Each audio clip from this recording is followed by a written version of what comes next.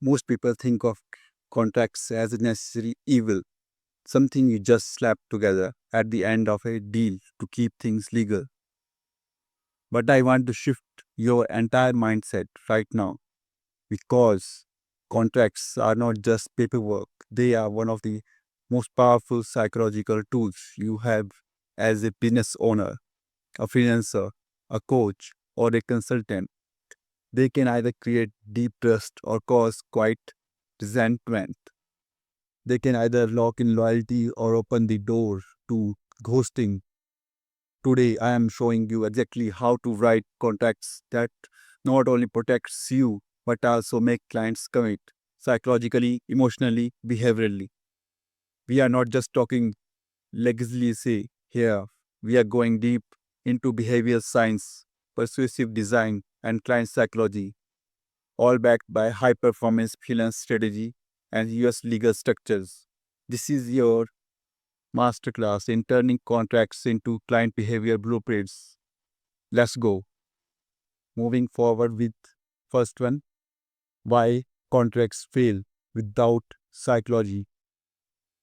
Let's be honest, most contracts they are intimidating walls of text. They are filled with cold robotic clauses that scream, I don't trust you, and clients know it. That's why they barely read them. They sign and forget. And then you wonder why they don't show up to meetings, why messages are delayed, why revision requests go off the rails. It's not just a legal problem, it's a psychological disconnect. Your contract doesn't emotionally engage your client. Here is what I mean. A contract that says you are responsible for submitting all required assets versus one that says to ensure our success together, we will each complete key steps on time, including sharing brand materials by the kick-off date. That would shift from cold enforcement to mutual success, changes the client's emotion. Buy-in. We want to create emotional ownership because when clients feel like they are co-creating a professional journey, not just hiring a service, they show up better, they pay faster, they refer you more. And this isn't just theory. Behavioral science shows that people follow through more when the tone of agreement reflects collaboration, not command. So, from this moment on, we write contracts like we are building trust, not building walls. Let's move with next one, the principle of commitment and consistency. One of the most powerful psychological principles you can use in a contract is called commitment and consistency. Robert Cialdini, a legend in behavioral psychology, discovered something critical. Once people make a commitment, especially if it's public or written, they are much more likely to stay consistent with it. Now apply this to your contract. Instead of just stating deliverables, try including micro commitments. Here's how. Let's say you are a coach. Include a simple clause like of before we begin, the client agrees to fill out the pre-coaching questionnaire to establish readiness. Or client agrees to set 3 goals before the first session. Why does this work? Because once the client signs their name under small commitments, their brain wants to stay consistent. That's how we are wired. And now they don't just hire you, they have declared their intention to grow. You have shifted the relationship from vendor to accountability partner. That's the psychology behind long-term client loyalty. Moving forward with next one, anchoring value in your contract. Let's talk about pricing psychology. You have probably had clients bark at $3,000 project, but when you show them what that $3,000 actually represents, strategy, planning, design, delivery, support, suddenly it doesn't feel so overwhelming. This is called anchoring. In your contract, break down the total fee into value components. Instead of saying branding package around $3,000, say study session would be around $500. Visual ID design would be around $1,200.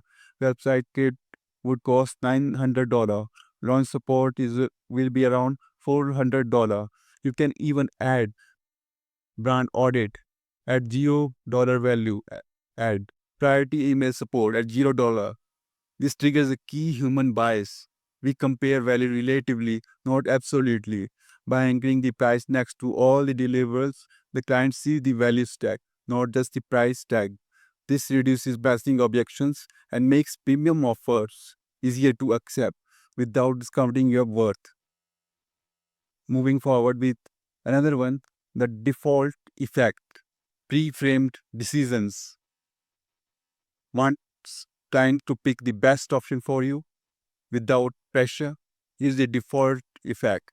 Behavioral studies show that people often choose whatever is framed as the default. It's mental laziness or rather efficiency. If your contract has payment plans, project scope, or timelines, frame your ideal choice as the default. For example, by default, services begin after full payment is received.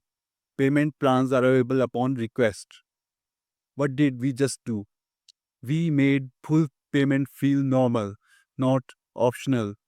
Clients are far more likely to go with worse default, especially in contracts, where clarity equals confidence.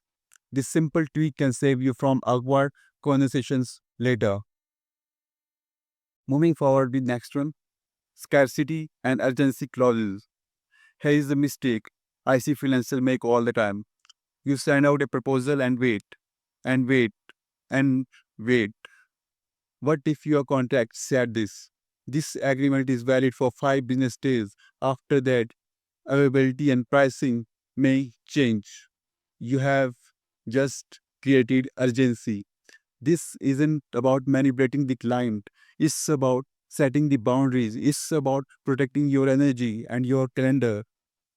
Even better, add a scarcity clause like of only 2 onboarding spots are available per month.